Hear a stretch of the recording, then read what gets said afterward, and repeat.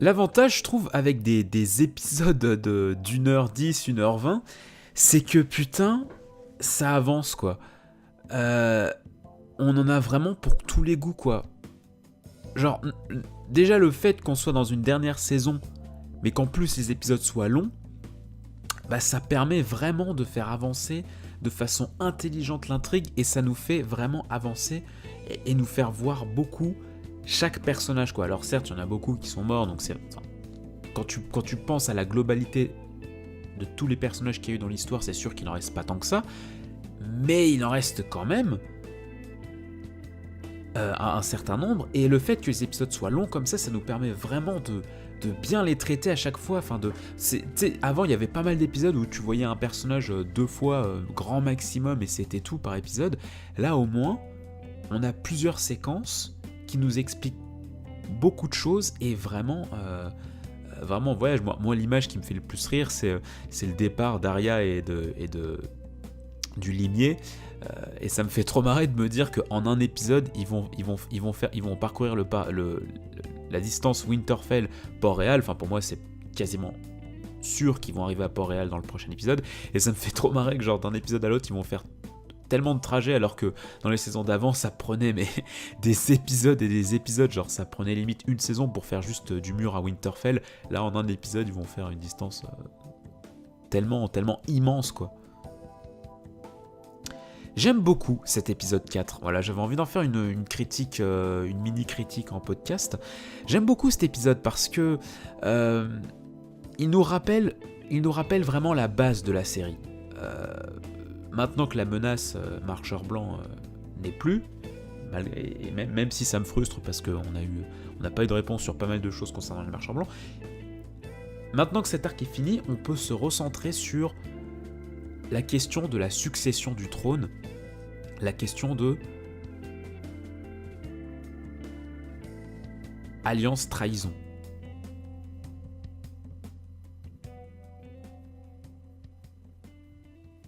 Et j'aime beaucoup cet épisode parce que, en fait, cet épisode, ce que j'adore avec Game of Thrones, c'est que c'est une série. Pourquoi elle marche autant ? C'est parce que je trouve que c'est une série qui se rapproche le plus de la réalité.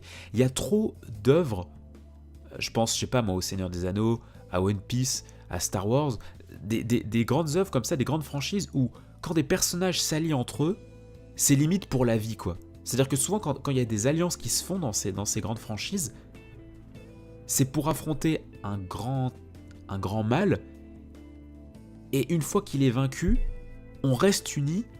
Mais souvent, une fois que le grand mal est vaincu, l'histoire s'arrête en fait.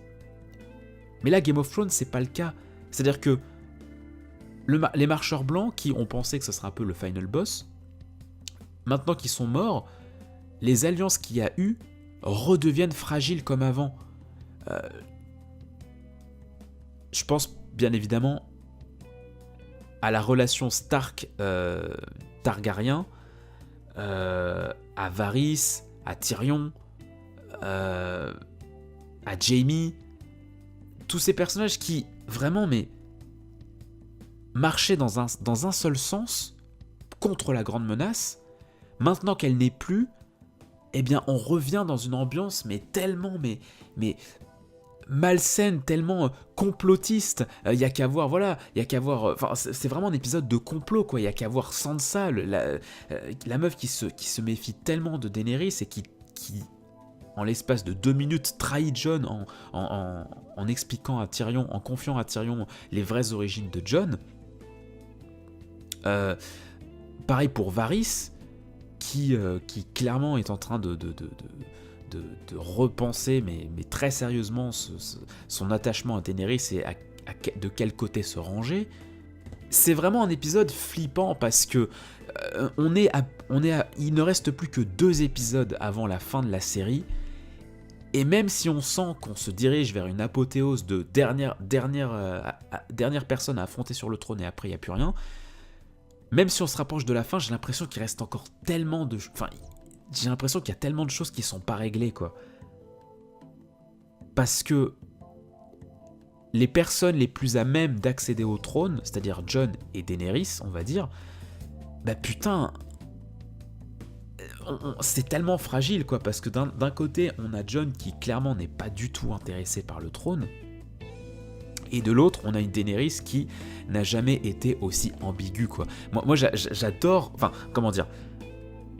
En fait, j'aime pas du tout comment est Daenerys dans cette série, dans cette saison, et en même temps, ça m'oblige à kiffer ça, parce que la série arrive à nous faire... en fait, Daenerys, on sait pas sur quel pied danser, quoi. Et arriver aussi facilement à nous faire douter sur ce personnage qui pourtant on le suit depuis 7 saisons, on est à ses côtés et tout, on a envie qu'elle gagne. Mais là, ça fait plusieurs épisodes, je suis en mode... Oh putain, je sais pas si j'ai envie qu'elle gagne en fait, genre... Elle fait réellement flipper, quoi, Daenerys. On sait pas sur quel pied danser, et en même temps, on arrive à la comprendre, vu la situation, vu à quel point c'est tellement... La situation est tellement tragique en fait, parce que d'un côté, oui, enfin, à un moment donné, pour prendre le trône, à un moment donné, il faut être ferme, quoi. On est obligé de commettre des atrocités, on est obligé de commettre des meurtres, on est obligé de s'en prendre à des innocents dans une guerre. Donc ouais, tu sens que Daenerys, elle a le cul entre deux chaises, hein, en quelque sorte, mais ce qui est très gênant en fait avec le personnage de Daenerys, c'est que c'est une bombe à retardement, qu'il y en a beaucoup qui s'en rendent compte, et qu'il y a énormément de messages subliminaux qui vraiment nous font comprendre qu'elle va mal tourner, quoi. Alors, vu que Game of Thrones, c'est quand même une série qui nous prend souvent à contre-pied et qui très souvent nous surprend et prépare des choses auxquelles on n'y avait pas pensé, peut-être que Daenerys finalement va bien tourner malgré toutes ses préventions, mais il y a quand même beaucoup de signes beaucoup de signaux comme des appels de phare en mode hey, attention, hein, attention, voilà, machin. Rien que le fait que Jon et Tyrion répètent à de nombreuses reprises que ne vous en faites pas, Daenerys va faire le bon choix, c'est une bonne reine, rien que ça, c'est un mauvais présage, quoi. Mais en même temps, bien évidemment que c'est mérité, hein, je dis pas, hein, le fait que tout le monde se méfie d'elle et tout, c'est largement légitime, parce que son obsession pour le trône lui fait clairement oublier pourquoi elle veut être sur le trône. Elle n'a plus cet esprit, cette jugeote qu'elle avait avant de renverser les plus forts pour prendre soin des plus faibles. Là maintenant, elle est vraiment littéralement entrée dans le jeu des trônes, quoi. Depuis qu'elle est à Westeros, elle joue limite à ce même jeu dangereux et malsain que les autres rois, là où avant qu'elle arrive à Westeros, on pensait justement qu'elle changerait la donne. Et comme elle le disait si bien, ouais, je vais briser la roue. Et au final, cette roue, elle la brise, mais en utilisant limite les mêmes stratagèmes que les autres seigneurs. Et c'est en ça, en fait, que le personnage de Daenerys est en train de véritablement sombrer, et on se demande vraiment si elle ne va pas devenir effectivement folle comme l'a été ses ancêtres, parce que clairement là il y a de quoi devenir fou, quoi. C'est-à-dire que c'est incroyable à quel point le scénario joue avec nos nerfs. Genre quand on pense que Daenerys va redevenir calme avec ses conseillers qui l'aident et tout, là il lui arrive des trucs dans la gueule qui font qu'elle a toutes les raisons d'exploser.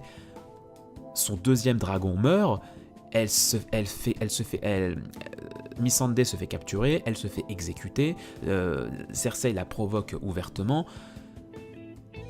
La fin de l'épisode est magique parce que tu sens que là c'est l'huile sur le gaz, c'était vraiment la flamme à ne surtout pas allumer, quoi. Et c'est en ça que là, mais le prochain épisode, mais j'ai tellement hâte de voir si Daenerys va vraiment exploser à fond, ou est-ce qu'elle va garder un petit peu de jugeote, un petit peu d'humanité. Ça fait très peur. Ça fait très peur parce que beaucoup de personnages, il y a limite plus de personnages qui nous dit méfiez-vous de Daenerys plutôt que l'inverse. J'aime beaucoup aussi le personnage de Varys. Son intervention dans l'épisode, je l'ai trouvé excellente, parce que ce que j'adore avec Varys, c'est que il nous rappelle pourquoi cette guerre existe, quoi. Pourquoi enfin, ce que signifie être roi, en fait. C'est vraiment lui qui fait le lien entre le bas peuple qu'on ne voit jamais, hein. Bien évidemment, c'est une série où on est sans arrêt confronté justement à la haute sphère de la royauté. Mais c'est un personnage qui nous rappelle pourquoi gouverner, pour qui gouverner. Et c'est un des personnages les plus justes qui soit, quoi. Clairement, cet épisode, il est affreusement triste parce qu'il nous montre à quel point les personnages qui ne servent pas du tout leur intérêt personnel et qui clairement pensent aux autres en priorité sont vraiment pas nombreux. Pour moi, il n'y a que Jon, Varys et un peu Tyrion, quoi. Mais tous les autres personnages, quand tu regardes bien, c'est des personnages qui servent leur intérêt et qui au final perdent de vue la bonté de la royauté. Même Daenerys, pour moi, elle est en train de plonger là-dedans. Et non, Varys, vraiment, j'ai beaucoup aimé son intervention, même si... ce petit versus Tyrion-Varys était très cool, même si ça me frustre un peu que Varys n'ait pas pris le temps de parler à Daenerys, parce que, faut rappelez-vous, alors je sais plus si c'est saison 6 ou saison 7, mais quand t'as Daenerys qui apprend que Varys...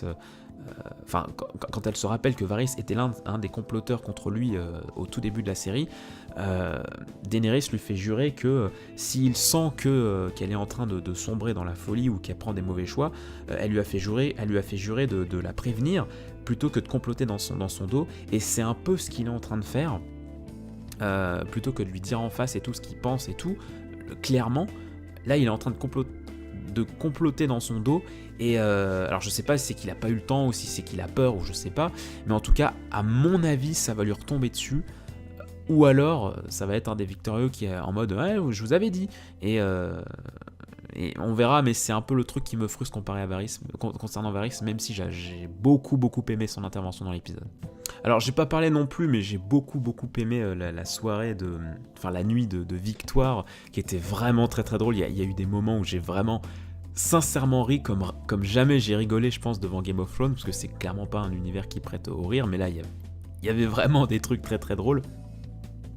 Ce que j'aime beaucoup aussi dans cet épisode et dans la saison en général, c'est que elle renvoie beaucoup de fois à beaucoup de scènes de toute la série, c'est-à-dire que si t'as vu toute la série qu'une fois, tu vas pas voir tous les dialogues. Moi, notamment avec Greg, on avait tout rematé avant cette saison 8, donc c'est encore frais dans la tête, et heureusement, parce qu'il y a vraiment des trucs, quand tu sens qu'ils sont là parce que ça fait hommage, ça fait référence à telle ou telle scène, donc c'est excellent, notamment le fait que quand je sais plus qui, je crois que c'est Tyrion qui dit à Brienne, ouais, tu as déjà dansé avec Renly Baratheon, et t'as Brienne qui est de vénère envers Podrick, bah oui, parce que ça fait référence à une séquence où Brienne avait confié cette histoire à Podrick. Bon voilà, c'est des trucs tu n'y repenses pas forcément si t'as pas les trucs en tête, donc c'est quand même cool, ces réminiscences et tout. Par contre, un truc que j'aime bien aussi et qui clairement appelle à un réel massacre, c'est le fait qu'il y ait des personnages qui partent vers Port-Réal et qui clairement n'ont limite pas l'intention de revenir en fait. Je pense bien évidemment à Clegane et à Arya qui voilà, elle le dit elle-même, j'ai pas l'intention de revenir et tout. Jaime, pareil. Jon, pareil, presque, cette séparation déchirante avec Ghost, mais surtout avec Samuel. Il y a un truc que je trouve... Alors, je sais, peut-être que c'est moi qui psychote et tout, mais il y a un truc que j'ai trouvé très fort entre Sam et Jon. Alors il y a aussi entre Jon et Tormund, quand Tormund lui dit ouais t'appartiens au nord, ouais mais machin et tout machin, enfin tu sens vraiment que Jon il s'en va et que il a presque pas l'intention de revenir.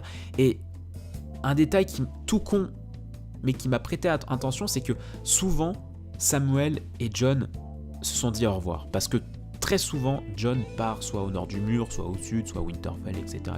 Très souvent il y a des séparations entre Samuel et Jon, et il y a une fois Samuel avait dit à je sais plus qui, bon, j'ai l'habitude que Jon parte parce que de toute façon, et c'est pas grave parce que de toute façon il revient tout le temps. Et là, il n'y a eu aucune parole sur ça. À aucun moment Samuel il s'est dit je sais que tu reviendras, je m'en fais pas pour toi, bonne conquête pour le trône ou des trucs. Tu sais, il n'y a pas de message. C'était vraiment un au revoir froid. Il a pas dit adieu, mais il l'a dit à Tormund, et vraiment, mais c'est quelque chose que j'ai noté. Leur au revoir était très différent des autres. Et je pense vraiment que ce voyage, bon, de toute façon oui, ce sera le dernier voyage puisque de toute façon la série touche à sa fin, mais je trouve ça très triste et très significatif le fait qu'il y a tous ces personnages qui repartent vers Port-Réal sans cette intention de revenir. Et surtout, c'est des personnages qui clairement ne sont pas des personnages qui quand ils disent qu'ils vont pas revenir, c'est pas dans le sens on veut vivre dans le sud. C'est clairement des personnages qui n'ont pas leur place dans le sud. Arya, Jon, Jaime, pareil. C'est des personnages. On sait très bien que s'ils n'ont pas l'intention de revenir, c'est parce qu'ils savent qu'il va leur arriver quelque chose. Et ça, ouais, c'est vrai que c'est quelque chose qui prend au trip quand même. Des scènes vraiment très iconiques, beaucoup de scènes iconiques je l'ai trouvé dans cet épisode, entre la révélation de Jon, enfin la réunion entre les Stark avec Jon qui leur apprend la vérité, le dragon qui meurt, la confrontation aux portes de Port-Réal avec Cersei, le Dracarys de Missandei, c'est vraiment beaucoup de scènes, beaucoup de scènes iconiques. Moi, le seul reproche que je fais de toute façon à cette intrigue pour l'instant, à cet épisode notamment, c'est la trop grande absence de Cersei et son alliance avec Euron qui s'appelle ça. Non mais c'est un personnage, Joseph tellement ce personnage que j'en oublie son nom, mais je crois qu'il s'appelle Euron, l'oncle de Théon. C'est vraiment un personnage, je trouve, qui n'a pas sa place. En fait, moi ça me saoule que ce soit un des derniers adversaires parce que c'est clairement un personnage que je trouve particulièrement vide. Je trouve qu'il n'a pas sa place dans cette guerre des trônes. Ça se sent que Cersei l'utilise à 100%, et ça me saoule que ce soit un personnage comme lui qui soit responsable de la mort d'un dragon, quoi. Même si, je sais pas si c'est lui qui a vraiment tiré, on sait pas si c'est vraiment lui qui a tiré sur le dragon, mais vraiment, c'est vraiment l'un des derniers personnages que j'aimerais bien voir victorieux d'un tel truc, quoi, d'un truc aussi épique, quoi. Mais bon, après ça reste mon avis. Très hâte du prochain épisode, et peut-être qu'on en reparlera dans une prochaine Radionnette. Allez, plein de bisous à vous les gens, portez-vous bien, ciao.